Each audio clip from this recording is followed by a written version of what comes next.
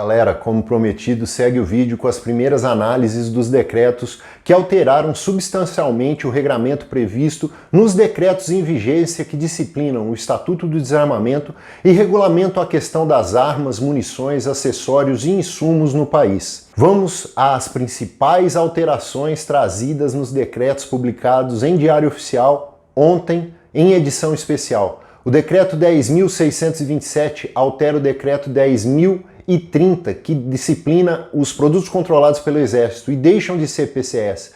Projéteis com até 12,7 milímetros, exceto os químicos, perfurantes, traçantes e incendiários. Deixam também de ser máquinas e prensas de recarga, acessórios e matrizes, os DAIs. A justificativa: permanece controlado o estojo, a pólvora e a espoleta. Carregadores com qualquer capacidade de munição também deixam de ser PCS. Os quebra-chamas ou muzzle brakes, a mira ótica holográfica ou reflexiva, como também a telescópica, independente da quantidade de aumento, deixam de ser PCE. Traz o decreto a expressa previsão do tiro recreativo não desportivo nas entidades sem habitualidade por atirador esporádico entusiasta que apenas quer se divertir, acompanhado do instrutor de tiro desportivo, ou ainda traz expresso acompanhado do atirador desportivo com CR.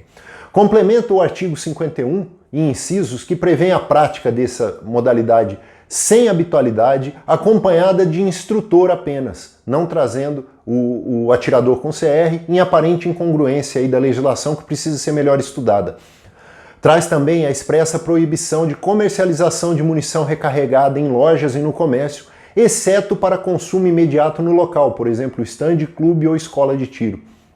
Traz ainda previsão no artigo 39, parágrafos 9 e 10, sobre a capacitação para a utilização dos PCS, armas, acessórios e munições, por cursos e entidades registradas no Comando do Exército, sem prejuízo dos cursos ministrados pelos clubes aos seus associados, nos termos dos seus regulamentos e atos associativos, e prevê a capacitação sendo feita por instrutor de tiro desportivo, mais uma vez trazendo a expressa figura do ITD, e também do instrutor de armamento e tiro, IAT, já muito conhecido.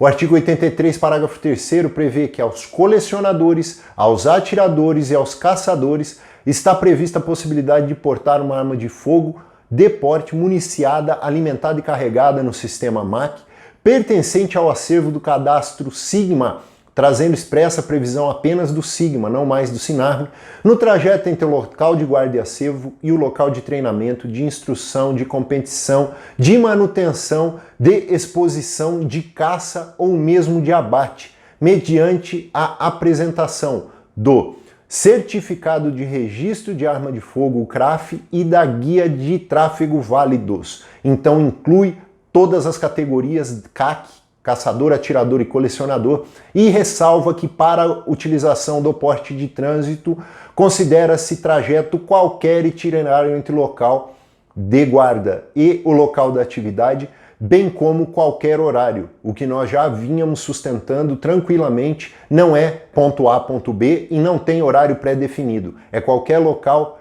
e horário, desde que seja no deslocamento para as atividades e assegurado o retorno ao local da guarda, é a ida e a volta tranquilamente, garantindo o acervo. Decreto 10.628 de 2021, que altera o decreto 9845 de 19. Trata da aquisição e do registro das armas de fogo. Amplia o limite de 4 para 6 armas de uso permitido no Sinarme. Possibilita a aquisição dos integrantes das Forças Armadas, das Forças de Segurança, da ABRIM, dos magistrados e dos membros do Ministério Público de 2 armas de uso restrito de porte portáteis, semi-alto ou de repetição. Possibilita a utilização das armas do acervo atirador do Signum para utilização nos testes de tiro, para laudar a capacidade técnica daqueles que têm registro na Polícia Federal para isso. As instituições podendo atestar a capacidade de seus membros, Ministério Público, magistratura e outras instituições. Decreto 10.629, que altera o 9846, acaba com a autorização de compra dentro dos limites pré-estabelecidos. Autorização de compra só quando exceder os limites previstos. Atestado de habitualidade diminui de 8 participações para 6 em treinos ou em provas. O laudo de capacidade técnica fica substituído pela declaração de habitualidade feita pelas instituições, confederações, federações e entidades de tiro. A alteração na aquisição de munição e insumo. 1.000 unidades de munições prontas e insumos para o fabrico de 2.000 munições para cada arma de uso restrito. 5.000 munições prontas e insumo para a recarga de 5.000 munições de uso permitido, alterando então a quantificação. Comunicação da aquisição continua devendo ser feita para munições e insumos em 72 horas e comunicação do local da compra e do local de armazenamento padrão. Autorização de aquisição em quantidade superior a essa pré-estabelecida de caçadores para até 2 vezes o limite e de atiradores de até 5 vezes o limite para aquisições antecipadas ou posteriores. Autorização de transporte desmuniciado com CR e CRAF, munição em recipiente separado das armas, tranquilo. Previsão expressa de uso da arma Sigma para porte de trânsito com CR e GT válidas, sem previsão do trajeto específico. Por 2 vezes a legislação trouxe o afastamento da questão do trajeto, previsão do consumo imediato na dependência dos estandes e clubes das munições recarregadas ali adquiridas, reforçando também a previsão. O regramento quanto a menores de 25 anos e maiores de 14 anos para a prática da atividade, o que eu vou tratar num vídeo próprio, tá? Mas basicamente o CR a partir dos 18 anos está liberado, dos 18 aos 25 anos.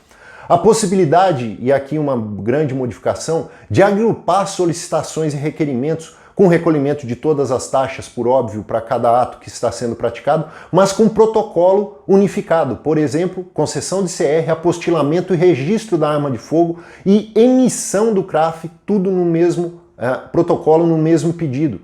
Protocolo realizado a qualquer dia e horário de funcionamento da repartição recebedora, vedando restrição quanto a quantidades de requerimentos por usuários. Acabar com o problema que vínhamos sofrendo com relação aos protocolos. E o decreto 10.630 altera o decreto 9847, traz regramento com relação ao porte de arma de uso permitido vinculado ao SINARME, arma SINARME ou Sigma do acervo do cidadão, quando registrados sem CR para os casos cabíveis e permitidos nesse sentido.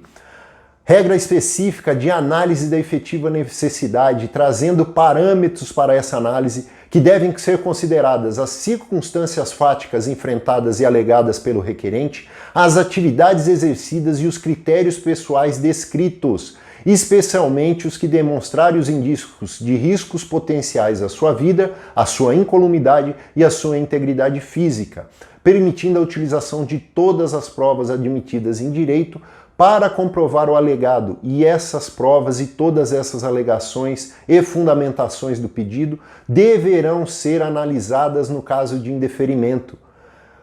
Ao indeferir o requerimento do porte, deverá ser devidamente comprovada o não preenchimento dos requisitos pela autoridade concedente ao apreciar o pedido. O porte continua trazendo as características da arma, o número do cadastro, ao menos de uma delas, e a identidade do proprietário. O porte da arma de fogo autoriza a condução simultânea agora de até 2 armas, respectivas munições e acessórios, apresentado o CRAF válido desse armamento. Forças policiais, Ministério Público, magistratura poderão portar armas apostiladas no CR do acervo atirador. Fica vedada a importação de armas de fogo completas, as suas partes essenciais, armações, culatras, ferrolhos e canos, além de munições e insumos para recarga, pólvora, espoleta ou outra carga propulsora, por meio de serviço postal e similares, mantendo-se as proibições existentes anteriormente. Efetivamente, quanto à importação e aproveitamento das armas de fogo apreendidas, recuperadas, a gente vai deixar para um outro vídeo. As modificações foram significativas, o porte continua sendo análise discricionária, mas agora com uma vinculação a determinados parâmetros já estabelecidos em lei que dão um norte para o pedido. A vacatio legis, ou período de vacância dos decretos, é de 60 dias, para permitir a adequação dos procedimentos e rotinas de processamento dos pedidos pelo DFPC, pelo SFPC e pela Polícia Federal, quanto às alterações realizadas, e elas não foram poucas. muita coisa foi simplificada, muita burocracia foi excluída, os benefícios obtidos foram muitos e agora devemos aguardar a organização que será feita para atendimento dessas novas diretrizes e os questionamentos que se seguirão, inclusive judiciais, como sempre acontece. Lembrando que quanto à importação e aproveitamento das armas apreendidas e obtidas pela polícia, ficarão para um outro vídeo.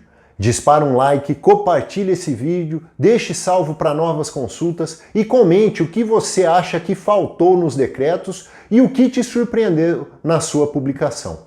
Valeu, galera!